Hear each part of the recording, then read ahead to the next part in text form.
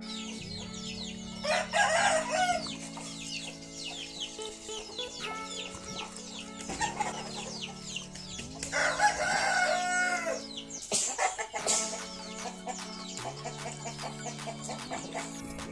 semua, kembali lagi di Wayan Putra Garden.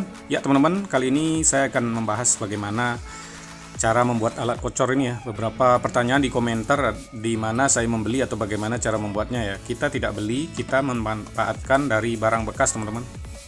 Yang ini saya pakai pipa bekas dan kaleng bekas tentunya. Cara pembuatnya sangat gampang ya. Tentu nanti akan saya jelaskan teman-teman. Jadi tidak harus pipa ya. Tadi pakai kayu bekas juga bisa. Pakai besi bekas seperti ini juga bisa teman-teman. Nah jadi dengan cara seperti ini kita jadi gampang merawatnya. Ini kan kita kocor pakai kohe ya, jadi tangan tidak akan kena. Ini jarak jauh bisa teman-teman, jarak dari sampai tangan kita 1 meter, pegangan ini 1 meter lebih ya. Kita tinggal duduk, tinggal berdiri seperti ini, jarak 2 meter bisa 2 meter lebih teman-teman. Jadi kita nggak capek ya nyiramnya seperti ini ya. Ini juga bisa hati-hati kita nyiramnya ya. Kalau seperti ini kan stroberi sudah berbuah. Supaya tidak kena buahnya ya kita nyiramnya hati-hati. Nah, sangat gampang teman-teman. Ya ini sederhana tapi tidak ada yang jual di toko. Cara buatnya juga gampang teman-teman.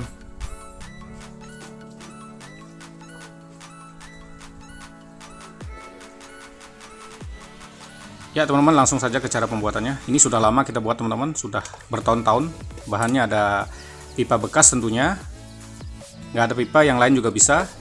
Ini kaleng bekas pestisida ya.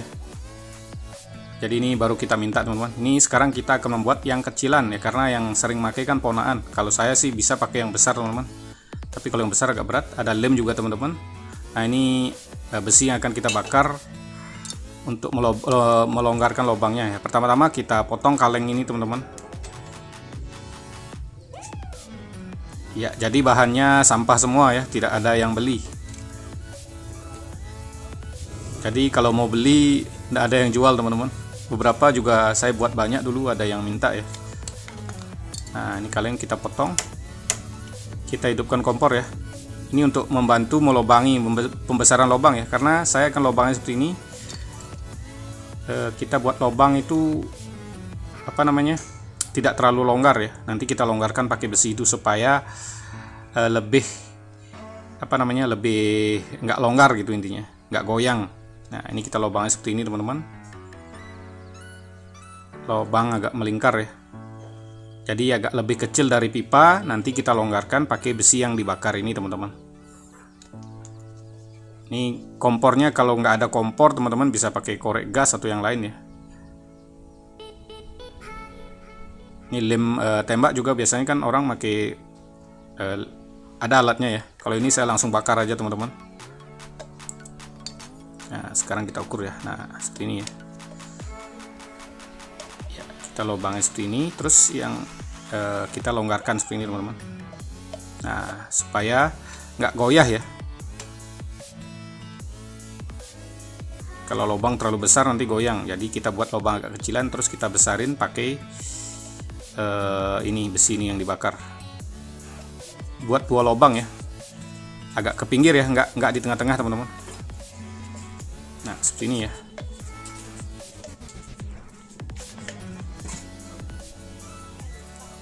Nah sudah seperti ini teman-teman. Ini kita lem lagi, dibantu dengan lem tembak ya teman-teman. Sekarang lemnya kita bakar, nggak pakai alat tembak ya. Ini kita lem, dijamin akan kuat sekali. Kalau nggak ada pipa teman-teman bisa pakai kayu juga, tapi kayu agak berat dan tidak terlalu tahan lama ya. Pakai besi juga sempat kita teman-teman, besi yang tipis tapi ya itu juga bisa. Yang penting barang bekas ya. Jadi nggak mesti pipa, tapi yang paling bagus pipa teman-teman karena ringan dan awet juga. Ini kan untuk manual ya. Kalau yang pakai mesin teman-teman, pipa bisa dilobangi di tengah-tengah ya. Nanti selang masuk ke pipa ini, ujung pipa kita lem. Itu ya untuk yang pakai mesin ya. Kalau manual ya cukup seperti ini saja. Jadi sangat praktis ya. Ya sudah beres ya. Ya tidak perlu biaya mahal, tapi fungsinya sangat bagus. Nah seperti ini kira-kira teman-teman. Sudah selesai, siap kita gunakan, bisa dipakai bertahun-tahun. Iya, sangat praktis ya. Ya teman-teman, kalau tidak ada pipa, ini saya pakai pegangannya dari bambu ya. Pengocoran seperti ini kita bisa lakukan, kalau mau subur sekali bisa seminggu 2 kali, kalau subur seminggu sekali sudah cukup. Kalau perawatan biasa-biasa mungkin 10 hari sekali ya. Jadi kalau tanaman teman-teman sudah tidak subur, ya kita paksa bisa seminggu 2 kali. Ya, jadi pengocoran seperti ini teman-teman yang tidak memakai kohe seperti ini ya, teman-teman bisa memakai air yang dicampur pupuk kimia mungkin, tapi pupuk kimia sejenis mutiara ya, NPK ya, itu juga ada takarannya ya, tidak sembarangan teman-teman. Jadi alat kocor ini ya fungsinya seperti itu ya. Kalau yang tidak memakai pupuk organik atau kohe yang dicampur air seperti saya, teman-teman bisa dipakai di air yang dicampur pupuk NPK teman-teman. Jadi cara seperti ini sangat praktis ya. Nah, kita tinggal berdiri seperti ini, kita tidak perlu berpindah terlalu jauh, membuang-buang tenaga ya. Jadi hemat tenaga. Ya tentunya berkebun jadi tidak ribet, otomatis berkebun jadi tidak membosankan teman-teman. Ini juga kita bisa dengan hati-hati cara mengocornya, sehingga tidak kena buah ya. Kalau ini penyiraman biasa teman-teman, penyiraman air biasa ya, karena ini kan memakai pot jadi cepat sekali airnya habis diserap sama akar tanaman ya. Jadi sekitar 2 atau 3 hari sekali kita siram seperti ini. Kalau memakai pot intinya teman-teman, ini ada di pot, ada di polybag juga. Kalau ditanam di tanah sih aman ya.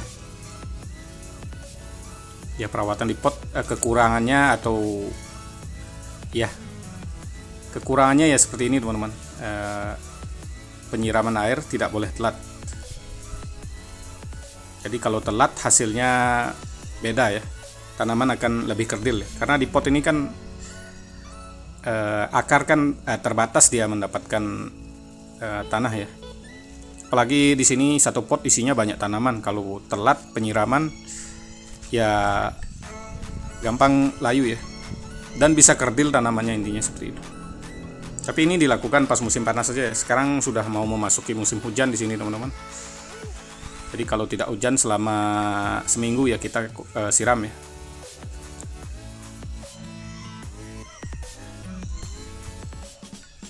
Jadi walaupun kita kocor pakai air kohe, penyiraman air tetap diperlukan juga kalau pas panas seperti itu. Ini untuk daerah dingin ya, 2 atau 3 hari. Kalau teman-teman mungkin berkebun di daerah panas, kalau di pot atau di polybag mungkin bisa setiap hari ya. Jadi tergantung daerah tanam teman-teman ya.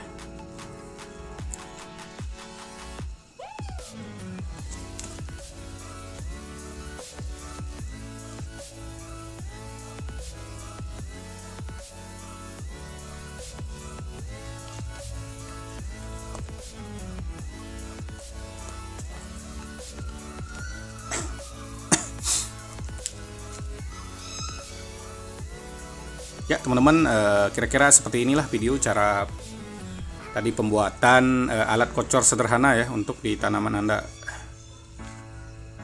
Ya, sekian dulu videonya. Terima kasih telah menonton. Sampai jumpa di video selanjutnya.